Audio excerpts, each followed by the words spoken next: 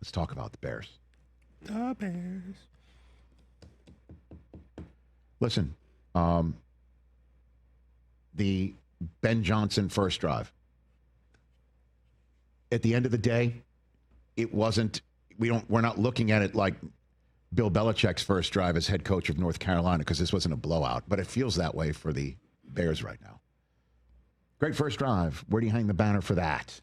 And once the script was done, it sure looked like the offense was different and that Caleb Williams was still fumbling for a light switch. He went 5 for 5 on that opening drive and looked terrific. And other times, he looked in rhythm. He did make some really nice throws. But as the game wore on, last year's offense and the struggles in the final half of that season, it crept back in. Then the Vikings defense found its footing, and Caleb couldn't make a first down worth a darn. And the Vikings come back and win, and the Bears get shocked and have an 11-point lead.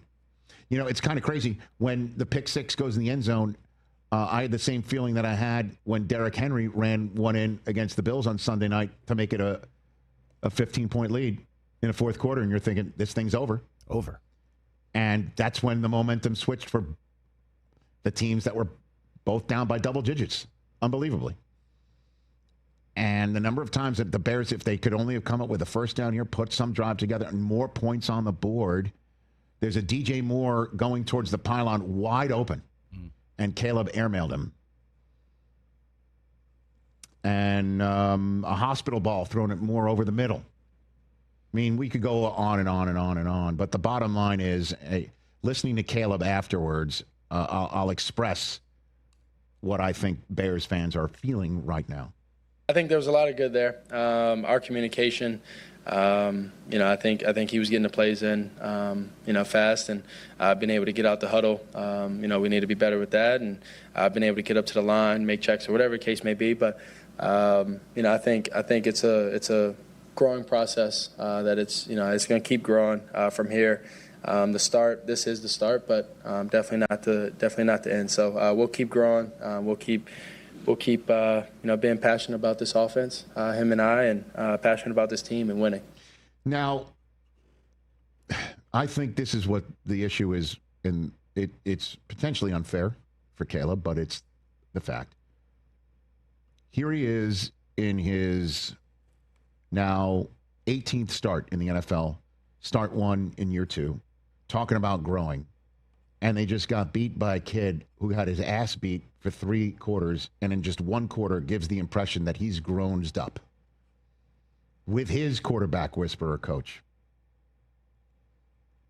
J.J. McCarthy leaves Chicago with a huggy drop, 4th quarter. That's the phrase Bill Parcells would always use when a rookie comes into his own. He dropped his huggies. That's one of my favorite Parcells phrases that I've heard.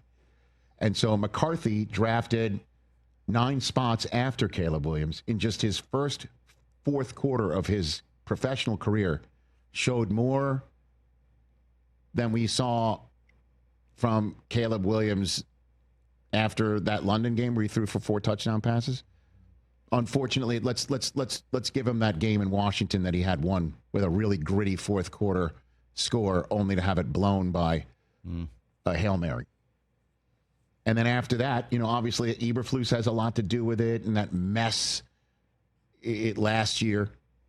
And here the Bears fan, and it's not Caleb's fault, here they are hearing from their first overall drafted quarterback, Savior, talking about, we're still growing, we're still learning. And McCarthy is all grown up, or at least it looks that way. In just 1 quarter, Vikings fans are like, we got our guy.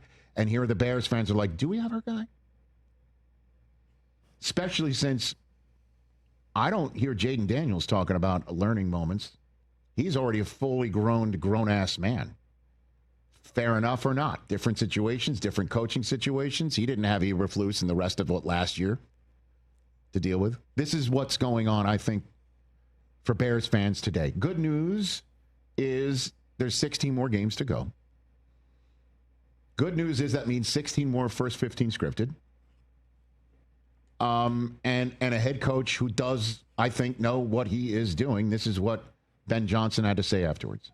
I thought he started off really well, and then I don't know. I'll have to go back and look at exactly where those incompletions came in, but it certainly felt like it dried up a little bit, and probably a credit to Flores and the Vikings as well, making some adjustments on their end because some things tightened up as well. You decided to go for it on 4th and 3. What can you take us through your decision-making process on there? And does Caleb need to hit that throw with more open kind of there in the middle of the field? I'd have to go back and look at exactly from his viewpoint what that looked like, but we liked the call and we liked the decision at the time. Next up for the Bears. Oh, baby. In the same way J.J. McCarthy's singing an old, path crosser with Michael Penix Jr. It's the Lions who are going to be taking the field after 6 straight days of hearing, you're missing Ben Johnson. Are you really the same team? And who's coming in for them to prove we don't miss you than Ben Johnson, whose quarterback he needs to have grow up a little bit faster, it appears. What a game that is going to be with both of them 0-1. Somebody's leaving 0-2. Is it Ben Johnson? Or is it the team that everybody's going to say, you miss Ben Johnson if they're 0-2? Holy crap. Oof. In Ford Field. That's a loser leaves town game, and you look at that schedule, Bears suddenly staring at 0-5 in the face. Well, they're home for Dallas at Vegas, which, as you know, is 1-0, a bye week at Washington. Oh, man. And then that one, if they're 0-4, as you just threw out there, coming off the bye, going into Jaden Daniels. But let's just pump the brakes a little bit. It is just week 1. That said, the juxtaposition of a Huggy dropped J.J. McCarthy, who basically had his Huggies soiled through 3 quarters, and the quarterback drafted first overall saying, we got learning moments still to come here, guys. I don't know if Bears fans are really up to hearing that, but they have to. Hey, you made it all the way to the end. Thanks for that. Check us out every single day streaming live on Disney Plus and the ESPN app 12 to 3 Eastern.